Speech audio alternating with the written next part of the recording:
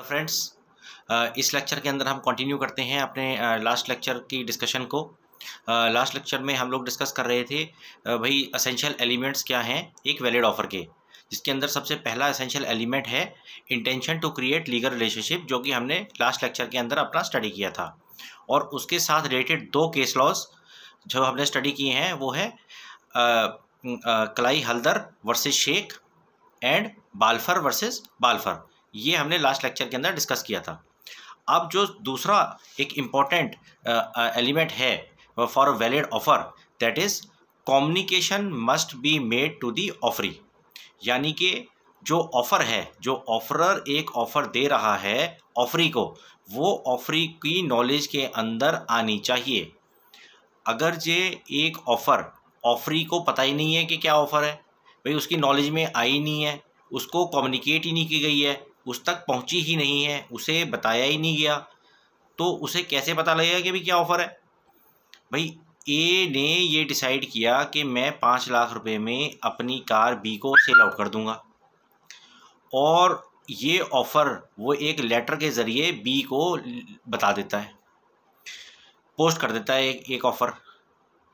जब उसने letter post कर दिया और बी को वो लेटर रिसीव हो गया, तो ये ऑफ़र की जो कम्युनिकेशन है वो कंप्लीट हो गई। भाई वो बी की नॉलेज में आ गई कि ए जो है 5 लाख रुपए में ये कार ये है मुझे देगा। अब वो उसे एक्सेप्ट करनी है ये नहीं करनी है वो तो उसका एक अपना एक अलग चीज़ है, बट उसकी नॉलेज में ये बात आ गई कि ये कार मुझे बेचना चाहता है और 5 लाख रुपए में बेचना चाहता है। भाई टर्म्स ऑफ़र की जो थी वो उसकी नॉलेज में आ गई, वो क्लियर हो गई, भाई उसे पता लग गया कि भैया ये प्रस्ताव है, ए का जो प्रस्ताव है वो ये है। अब ऐसे कर लो कि भाई अगर जे ए ने ये सोचा कि मैं 10 लाख रुपए में बी को अपना घर बेचूंगा, लेकिन उसने बी को बताया ही नहीं। भाई चिट्ठी के ज़रिए बताएगा, ईमेल के ज़रिए बताओगे, मैसेज के ज़रिए बताओगे या फ़ोन करके बताओगे। भाई बी को बताओगे तो सही कि हम बी को भाई ए बी को घर बेचना चाहता है और 10 लाख रुपए बेचना चाहता है, लेकिन उसने जब कम्युनिकेशन की ही नहीं, उसकी नॉलेज में ये बात डाली ही नहीं, तो वो जो है वैलिड ऑफ़र बन ही नहीं सकता, क्योंकि ऑफरी जो है उसकी नॉलेज में कोई ऐसी कम्युनिकेशन है ही नहीं। उसे पता ही नहीं है कि ये घर बेचना चाहता है और 10 लाख रुपए बेचना चाहता है और मुझे बेचना चाहता है। भाई जब उसने ऑफ़र सोची कि मैं बी को दूंगा, वो उसको बताया ही नहीं, तो ये इस तरह से वैलिड ऑफ़र ट्रीट नहीं की जाएगी। इसके ऊपर एक बहुत ही इंपॉर्टेंट केस लॉ हुआ था, लाल मन शुक्ला वर्सेस गौरी दत्त का। इसके अंदर क्या था कि जो डिफेंडेंट है उसका एक भतीजा एक दिन घर से भाग जाता है और वो अनट्रेसेबल हो जाता है, उसको ढूंढने लग जाते हैं। तो जो प्लेंटिफ है वो डिफेंडेंट के यहाँ पे मुनीम का काम करता था। उसने डिफेंडेंट ने प्लेंटिफ को ये बोला कि भाई तू हरिद्वार जा और मेरे भतीजे को ढूंढ के लेके आ और मैं तुझे जो है ट्रैवलिंग एक्सपेंसेस पे कर देता हूँ। तो उसने उसको ट्रैवलिंग एक्सपेंसेस दे के उसको भेज दिया हरिद्वार अपने भतीजे को ढूंढने के लिए, और वो चला गया। उसके कुछ दिनों के बाद उसने एक एडवर्टीज़मेंट निकाली कि भी जो भी उसके भतीजे को ढूंढ के लाएगा उसको 501 रुपये का रिवॉर्ड मिलेगा। ये जो रिवॉर्ड उसने अनाउंस किया था ये उसने अनाउंस बाद में किया। जो प्लेंटिफ है वो ढूंढते ढूंढते ऋषिकेश पहुंच गया और उसने उसके भतीजे को ढूंढ लिया और वो उसको वापस लाके उसको उसके हवाले कर दिया।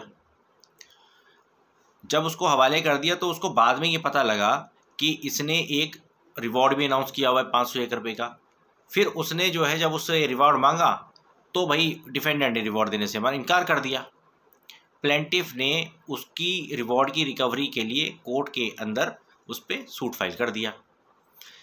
इलाहाबाद हाई कोर्ट के अंदर जब ये मैटर आया तो इलाहाबाद हाई कोर्ट ने ये जजमेंट दी कि जो सूट है रिकवरी का वो प्लेंटिफ एंटाइटल नहीं है उस रिवॉर्ड के लिए, और उस सूट को उसने डिसमिस कर दिया इस ग्राउंड पे कि जो एक्शंस प्लेंटिफ के थे जो वो ढूंढ के लाया उस टाइम उसको रिवॉर्ड जो अनाउंस किया था वो बाद में किया गया था। वो जो ऑफ़र दी गई थी उसकी एक्सेप्टेंस तो कंप्लीट हुई ही नहीं, क्योंकि वो उसकी नॉलेज में ही नहीं आई। वो तो बाद में अनाउंस किया गया था, और जो उसके एक्शंस थे वो in ignorance to that reward थे, उस रिवॉर्ड को पाने के लिए तो थे ही नहीं। वो तो उसके भतीजे को ढूंढना चाह रहा था और उसकी नॉलेज में था ही नहीं कि कुछ ऐसा रिवॉर्ड भी है। तो in ignorance to the reward उसने किया है, जो उसको पहले ही इसकी ड्यूटी दे दी गई थी, और उस रिवॉर्ड को पाने के लिए उसने कोई एक्शन नहीं लिया गया।